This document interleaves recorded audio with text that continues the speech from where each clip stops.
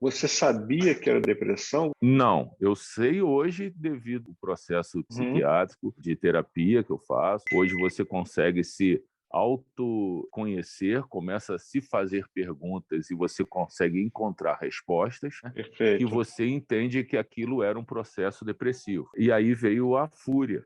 Em 2008, quando veio a raiva, quando todo esse processo de depressão explodiu, eu comecei a culpar tudo e a todos. Eu não conseguia enxergar que ainda, né, hoje eu enxergo que era um processo. Eu culpava o país, eu culpava a minha esposa e os meus filhos, porque eu tinha os afazeres de casa, se eu saísse dali, como eles iam ficar. Então eu achava pretextos para continuar sem olhar para dentro de mim, para continuar me sabotando e não querendo parar e falar assim, cara, você está precisando de ajuda. Eu não queria admitir que eu estava precisando de ajuda. Então, eu comecei a brigar comigo mesmo dentro de casa, qualquer coisa eu começava a gritar, e aí eu passei de todos os limites, Renato, quando eu comecei em qualquer situação que não me favorecia, quando aquilo me angustiava demais, de não ter a fazer, de não estar enquadrado no mercado de trabalho, de não ter uma condição financeira razoável, de não ser útil, eu começava a gritar, porra, eu vou acabar adoecendo, eu não consigo mais ficar dentro de casa, eu estou regando um câncer. Eu gritava isso dentro de casa, num sistema nervoso muito abalado, com todo o receio e todo o medo de parar e ter aquela certeza que eu precisava de ajuda. Eu não queria admitir isso. E Uhum, aí, uhum. como a palavra tem força, tanto gritei que adquiri um câncer. Eu tive um câncer de bexiga, eu faço tratamento até hoje. Quando eu tive esse diagnóstico, aí a casa caiu literalmente. Aí veio tudo junto, eu continuei encontrando pretextos, eu sabia que isso ia acontecer, a vida era assim mesmo para mim, a minha vida era curta mesmo, eu sempre sorri que ia morrer cedo, e aí a minha esposa, uma hora, me chamou e falou assim, cara, para, para. Você já passou de todos os limites em relação a se culpar, a achar que tudo que acontece de ruim na vida é culpa sua. Para com isso. Vamos buscar ajuda. E aí, naquele dia, me deu um start. Eu falei assim: não, eu não preciso de ajuda, mas talvez realmente eu precise conversar com alguém. Talvez eu precise contar tudo isso para alguém. E esse relato que eu estou fazendo aqui, os meus filhos não sabem, a minha família não sabe, só quem sabe realmente é a minha esposa. E isso é até um conselho que eu dou para quem tem algum tipo de processo depressivo, para quem não está conseguindo procurar ajuda. Procure alguém que você confie, converse com essa pessoa, se abra com essa pessoa. É o início. Foi assim que eu comecei. Quando eu sentei com a minha esposa e falei assim: olha, eu acho que realmente estou precisando de ajuda. Está acontecendo isso, isso, isso. Eu à noite só penso isso, eu não quero isso. E aí, juntos, eu comecei a fazer terapia, comecei a fazer o meu processo psiquiátrico e, junto, comecei a fazer o tratamento contra o câncer. Duas coisas ao mesmo tempo, duas porradas, né? Exatamente. Eram 2 porradas ao mesmo tempo, uma terceira de tabela, que era aquela que vinha me atormentando o tempo todo. Agora é que eu não vou conseguir emprego mesmo, agora é que eu não vou trabalhar em lugar nenhum mesmo, agora é que eu não vou conseguir ajudar minha família mesmo, futuro dos meus filhos. Então, realmente eu virei uma granada, uma bomba relógio. Salve, salve! Meu nome é Renato Neto, sou fotógrafo, videomaker, editor de vídeos, tenho vida fora da depressão e tô na envelhecência. Nesse canal eu me proponho a falar sobre fotografia, vídeo, depressão, velhice, dentre outras coisas. No vídeo de hoje eu converso com o Eduardo Toledo, que teve sua vida virada de cabeça para baixo com a depressão e os outros probleminhas. Deixe seu like se você gostou do vídeo, se inscreve no canal e ative as notificações caso ainda não seja inscrito e o mais importante, assinar minha newsletter para ser avisado toda vez que eu lançar um vídeo novo, também para receber conteúdo exclusivo. O link está aqui embaixo. Ah, mais importante ainda, eu criei um grupo no WhatsApp para aproximar um pouco mais as pessoas que gostam desse canal. Nesse grupo a gente pode conversar sobre nossos problemas, tirar dúvidas, trocar ideias, tudo que é link vai estar aqui embaixo. É isso. Quem é você? Eu sou o Eduardo, 51 anos. Praticamente uma criança. Porra, nem fala. Um filho de uma família muito grande de São Paulo, mas nascido e criado no Rio de Janeiro. Meu pai falecido, minha mãe viva, 2 irmãos par de pai e mãe, mais um por par de pai, um total de 4. Hoje casado, com 2 filhos, um do primeiro relacionamento, outro da atual esposa, um com 25 anos, outro com 18.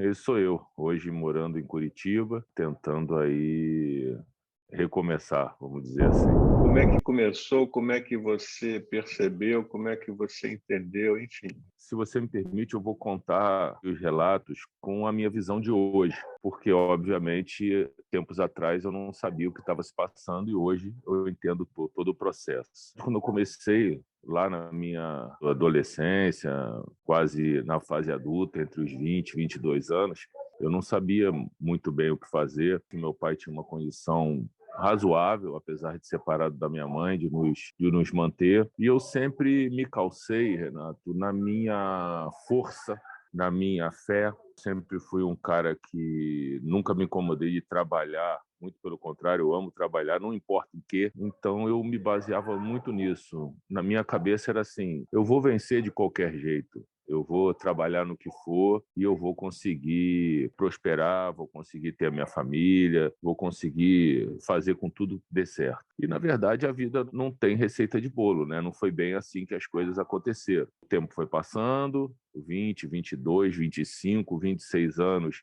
eu já com filho e ainda trabalhando em situações muito adversas ao que eu sonhava, ao que eu queria. E a minha família toda de aviadores, né? O meu pai era comandante, ele separou da minha mãe, casou com uma comissária, minha irmã se tornou comissária, casou com um comissário, minha prima era comissária, casou com um comandante, e eu vendo aquele cenário todo, mas era um cenário que não me agradava, não me encantava. Devido a todo o processo, eu perdido já com 27 anos, falei, bom, eu vou nessa aí, porque tá todo mundo nessa e tá todo mundo feliz, eu vou entrar nessa aí. Lembrando que eu fui nessa e não desejei essa. Não era o meu sonho, o meu deslumbre, e nunca tinha parado para pensar em ser comissário de bordo, enfim. Apesar do meu pai ter começado a pagar o curso de piloto para mim muito cedo, com 16 anos, mas não era o que eu queria, nunca foi o que eu quis. E aí eu entrei para aviação, fiz o curso da Varig, passei, entrei e realmente me deslumbrei com a profissão. Era uma coisa encantadora. Não tinha a rotina que eu não queria, cada dia em um lugar, cada dia com uma tripulação, um salário bem razoável. Eu fui começando a me encontrar ali, fui começando a me especializar no que a empresa tinha de crescimento, e chegou um ponto que a Varig fechou em 2006, e aí eu ainda ancorado naquela minha força de que não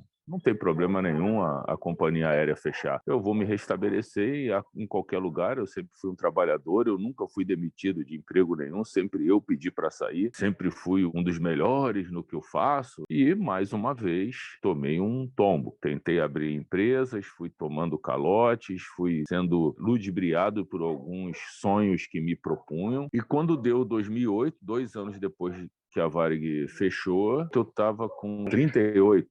Isso tudo explodiu. A coisa começou a ficar difícil, eu não me encontrei mais no mercado de trabalho, eu comecei a ficar muito em casa com aquela rotina que eu sempre não quis ter, e aí eu comecei a juntar todo o processo de que eu trazia desde lá dos 20 anos. O meu processo de angústia, depressivo, vinha através de um processo diferente da maioria. Era aquele de que eu acreditava que eu fazendo muitas coisas durante o dia, me ocupando em excesso, eu não pensaria em todo o processo de não ter me achado, de não ter me encontrado, de não ter me estabilizado, e que isso supriria a minha angústia, de eu me sabotava para não visualizar e não enxergar todo esse desencontro que eu tinha comigo. E aí, em 2008, a coisa explodiu. Eu vi a minha esposa muito bem no trabalho, os meus filhos querendo uma ajuda maior sem eu poder dar, e eu comecei a tentar a ermo, coisas absurdas, empresas que eu tentava abrir sem nenhum conhecimento, e aquela sensação de impotência de ser o homem da casa e acordar sem ter o que fazer, e dormir sem ter o que fazer. E aí eu comecei a ter crises nervosas devido a tudo isso. A depressão começou a vir de uma maneira que eu não estava acostumado, que não era mais aquele dia a dia que eu me ocupava, e à noite eu simplesmente não dormia, porque eu ficava pensando, bom, fiz todas essas coisas durante o dia de hoje. Mas o que eu produzi? Aonde que eu vou chegar com isso? O que eu estou fazendo para um futuro próximo para que eu me enquadre no mercado de trabalho, para que eu me torne uma pessoa útil? Antes eu tinha a insônia, mas eu acordava e tinha afazeres que eu me ocupava de uma maneira. A partir de 2008 vem a insônia e eu acordava quando eu conseguia dormir algumas horas e não tinha afazeres. E aí a coisa piorou muito. A terapia e os remédios me ajudaram a separar, a tratar uma coisa de cada vez. Que para mim era impossível. Eu pensava para mim, não vai dar tempo, não vai dar tempo. Como é que eu vou curar minha depressão? Como é que eu vou curar o meu câncer? Como é que eu vou enquadrar com o mercado de trabalho? Eu não vou viver 300 anos. Para mim, aquilo era impossível. E aí veio a pandemia. No meio do meu tratamento do câncer, veio a pandemia. Eu fiquei sem medicamento, porque eu não podia entrar nos hospitais. Eu fazia aplicação de injeção de BCG no canal da uretra. Eu tinha que fazer 9, só fiz 6. As outras 3 ficaram pendentes porque o medicamento sumiu do mercado brasileiro. Eu tinha que importar da Índia ou dos Estados Unidos e era caríssimo. Mas eu vou lhe dizer uma coisa, Renato. A pandemia, ela me ensinou muito. Ela, por incrível que pareça, me ajudou muito. Ela me mostrou que nada é tão urgente. Tudo pode esperar. Contratos milionários foram desfeitos na pandemia, voos deixaram de decolar, pessoas deixaram de ir a reuniões, as escolas fecharam e ninguém veio a morrer por causa disso, infelizmente, muitos devido à doença, mas não pela paralisação de todo um sistema. E aquilo me abriu os olhos. Eu falei assim, opa, se tudo pode esperar, talvez eu consiga fazer essa divisão e me tratar uma coisa de cada vez. E aí, obviamente, eu foquei no tratamento do câncer, que sem a saúde eu não conseguiria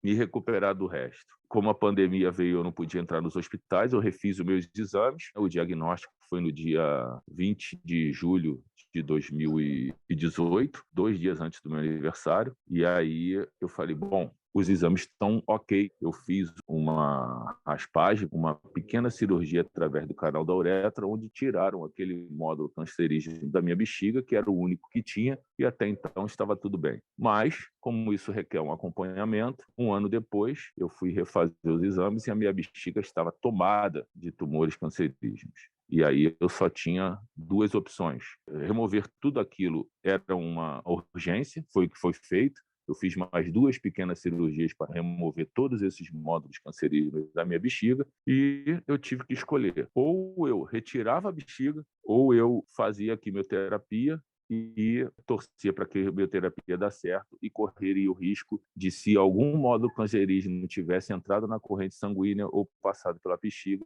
aquilo virasse uma metástase. Consequentemente, obviamente, a minha depressão aumentou muito, é óbvio, e eu não tinha como tratar dela naquele momento, porque o foco era 100% na doença, e aí eu comecei a ter a depressão mais comum. Eu não queria sair de casa por nada, eu só queria ficar em casa, e veio a síndrome do pânico. Eu já não queria ir para a rua. Até hoje eu me trato com remédios também para isso. Eu não consigo andar num elevador, por exemplo, sem um celular na mão, sem me distrair. Sozinho, para mim, é difícil. E aí, quando essa notícia veio, eu tive que escolher. Fiz a quimioterapia e, depois dos exames, eu estava curado. Porém, já aparecia o módulo cancerígeno na parede da bexiga, já fora da bexiga. Então, aquilo ali já era um risco muito grande de se tornar uma metástase. Eu não tive escolha. Eu fiz uma cirurgia de 11 horas e retirei a minha bexiga. Hoje, a medicina fez a minha bexiga com o meu próprio intestino. Eu tenho uma anel-bexiga, que eles chamam. Com isso, o mesmo índice que eu tenho de pegar câncer é de uma pessoa normal, devido à retirada da bexiga. Eu operei em 5 de janeiro de 2021. Já estamos aí mais de 1 ano e meio com uma saúde boa, ainda tenho algumas restrições, obviamente, ainda tenho um tratamento que eu continuo, mas hoje eu tenho uma vida 90% normal. Alcançado essa cura, porque hoje Realmente eu estou curado, eu tenho um acompanhamento de 6 meses e nada apareceu e assim continuará, tenho certeza disso. Como diz a minha psiquiatra, o meu corpo estava preparado para morrer e agora eu tenho que avisar para ele, tu não vai agora.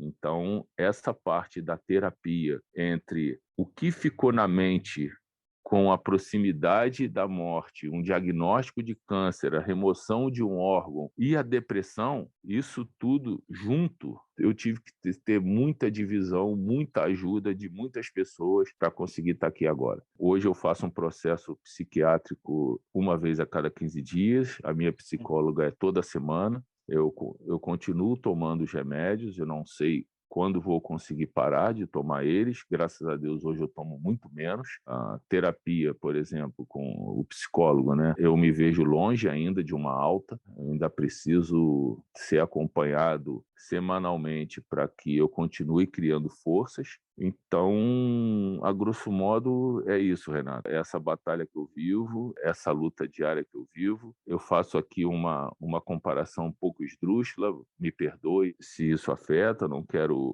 entrar no mérito, mas é como se fosse um dependente químico.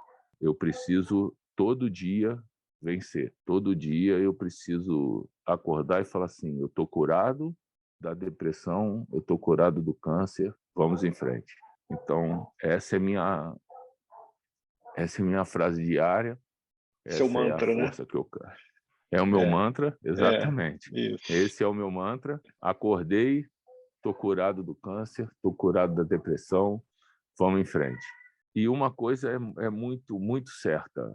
Jamais eu conseguiria sozinho. Jamais, jamais, jamais, jamais. A minha esposa foi fundamental para que eu me cure. Eu costumo dizer que Deus me salvou, mas quem me curou foi ela.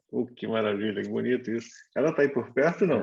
Infelizmente não. Ela nem sabe que eu estou fazendo esse depoimento para você. Inclusive, ela já sentou comigo várias vezes e falou assim, cara, eu sei que as tuas ideias estão muito embaralhadas ainda, você precisa contar a tua vida para alguém, você vai ajudar alguém. Porque, Renato, eu tenho um irmão dependente químico. Quando, aos 8 meses de idade, eu prendi o dedo dele na porta e decepei a ponta do dedo dele. Eu enterrei uma filha no dia do nascimento dela. Minha esposa ficou grávida de uma menina que ela tanto sonhava ter e estourou a bolsa, fomos para o parto, chegou lá, a menina nasceu sem batimento e eu enterrei ela sozinha, sem nem a minha esposa saber, para poupar ela disso. Eu tive esse câncer, onde eu me recuperei. Então, cara, a minha vida, eu tinha tudo para desistir. Eu tinha tudo para estar sentado hoje em casa e falar assim, quer saber? Deixa a vida me levar. Ou então, melhor dizendo, nem estar sentado em lugar nenhum, porque você não estaria aqui, né? Exatamente,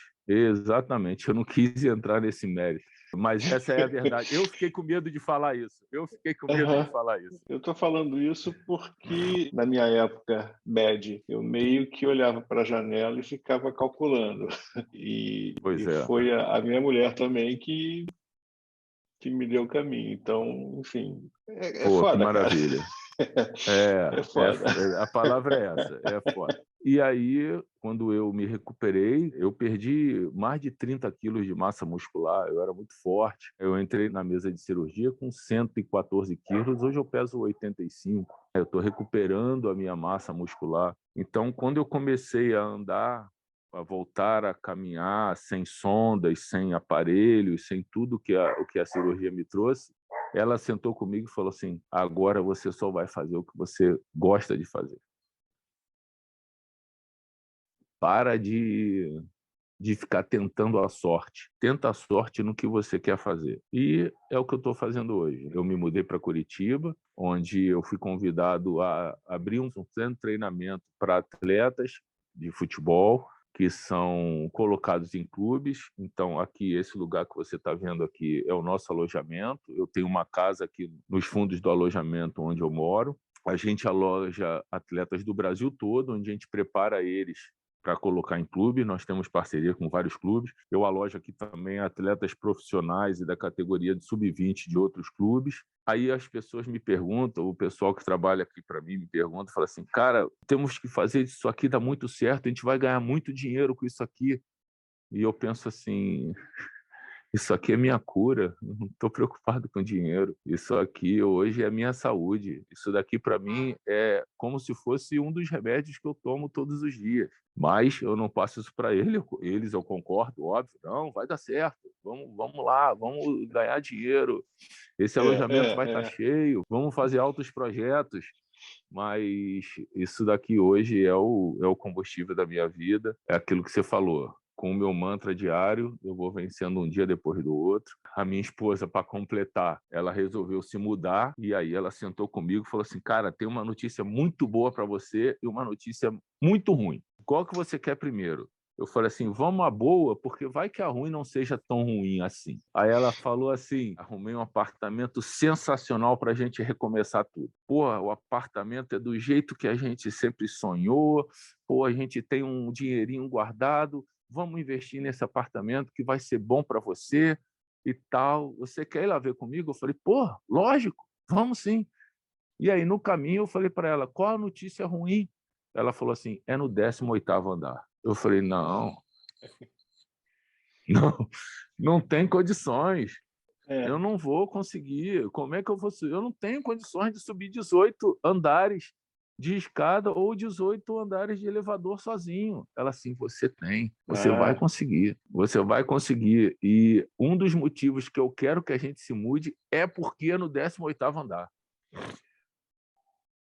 Renato, o que eu pedia para Deus era o seguinte, e eu falei para ela, eu falei assim, você sabe, eu sou um cara muito religioso, muito, eu tenho muita fé, eu sou um católico praticante ferrenho, eu gosto de ir à missa, eu escuto, mesmo sendo evangélico ou não, louvores, músicas católicas, eu oro centenas de vezes por dia, eu me vi assim, eu me eduquei assim, isso ninguém me colocou, ninguém me impôs, isso eu fui criando no decorrer da minha vida. Então, eu falei assim, então a gente vai fazer o seguinte, nós vamos colocar toda a documentação para frente, eu vou orar a Deus, mas se algo acontecer de impossibilidade documental, impossibilidade administrativa, impossibilidade financeira, você sabe que a minha intuição nunca foi intuição, é sempre sinal de Deus.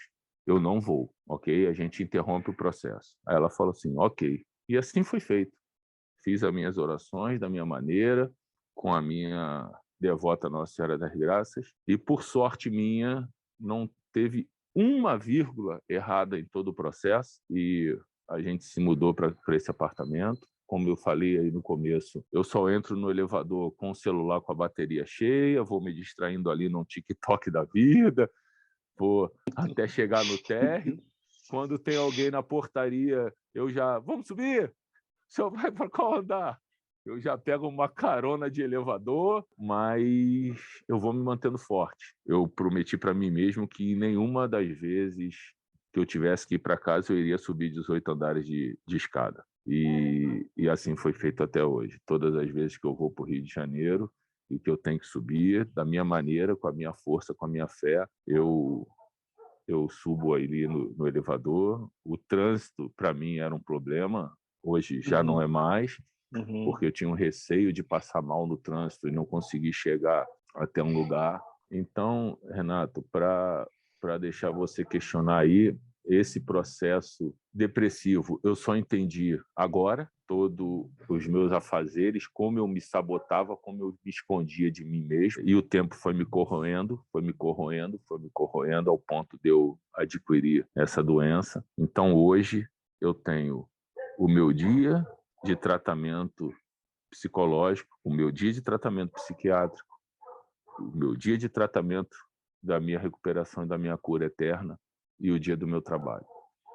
São coisas que eu consegui separar bem na minha cabeça, com a ajuda de pessoas, principalmente da minha esposa, do psicólogo, do psiquiatra. Quero abrir um parênteses aqui. Na minha opinião, qualquer pessoa do planeta deveria fazer uma terapia. Isso ajuda muito a você a se conhecer, isso ajuda muito a você saber se você está no caminho certo. Não é só quem está em depressão ou quem tem qualquer tipo de doença, vamos dizer assim, né, que depressão é uma doença, ou qualquer tipo de instabilidade emocional que precisa recorrer a um psicólogo.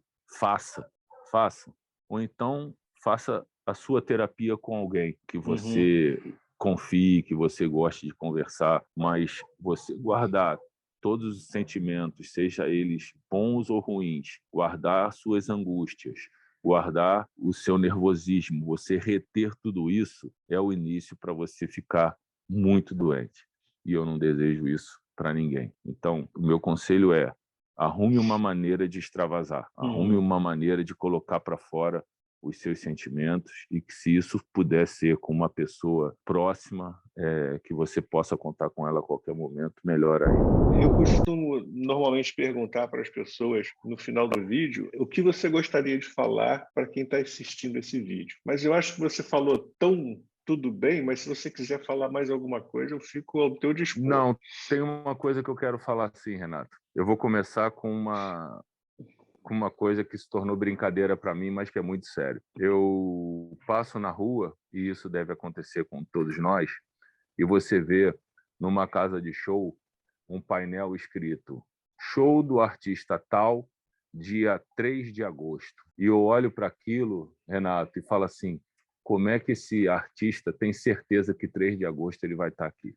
Então, eu tive tão perto de não estar no dia de amanhã, que quando eu vejo um cartaz desse, eu dou mais valor ao dia de hoje. Então, o que eu quero deixar de mensagem é o seguinte: não deixe a vida lhe bater tanto para que você dê valor ao dia de hoje. O nome já diz, é presente. É um presente que você tem, viver o dia de hoje. Então, aproveite o dia de hoje. Tenha você tudo, ou você ache que não tenha nada. Mas se você acordou, você pode ter certeza que algo tem para você. Eu não fiz uma cirurgia de 11 horas para voltar aqui hoje e Deus não ter reservado um momento melhor para mim. Outra coisa que eu quero deixar muito claro, que mudou na minha cabeça, é óbvio que quem passa pelo que eu passei, os seus conceitos mudam completamente, é olhar hoje para um idoso e falar assim: como eu quero chegar nessa idade. Que bom que eu estou vendo um idoso aqui de 70, 80, 90 anos e falar assim: que Deus me preserve e que eu chegue a essa idade. Então, a mensagem que eu deixo é o seguinte: faça de tudo hoje para que você tenha certeza que você vai ser um idoso amanhã. Eu não tenho mais o que falar, não tenho como te agradecer mais. Eu que te agradeço, cara. Foda. Eu que te agradeço. A gente vai aprendendo, a gente vai respirando fundo. Eu jamais vou ter como explicar para você, Renato, com palavras, como que a sua vida muda após de todas essas bombas que vem acumulando com você. Talvez a gente consiga explicar da seguinte maneira: se você pegar uma adolescente de 18, 19 anos, está se tornando uma adulta, mas por algum motivo ela ficou grávida. Ela entra na sala de parto como uma jovem adolescente e ela sai dali completamente mudada. Ela começa a amar incondicionalmente, ao ponto de trocar sua vida com uma pessoa que ela nunca viu na vida, que é a criança que ela acabou de gestar. Ela sai dali com leite nos seios, coisa que ela pouco tinha seios, por ser uma criança. Agora ela é mãe. Um poder e uma noção de proteção, de segurança da sua cria interminável. Essa transformação de uma adolescente, quase criança, que está grávida, ao sair de uma maternidade, é o que uma depressão, uma cura de uma depressão e uma cura do câncer te transforma. É dessa maneira. É isso, cara. Hoje, é só por hoje. É o dia de hoje. Vamos viver o hoje. Agradeço o dia de hoje. Amanhã não existe, porque quando chegar amanhã já é hoje.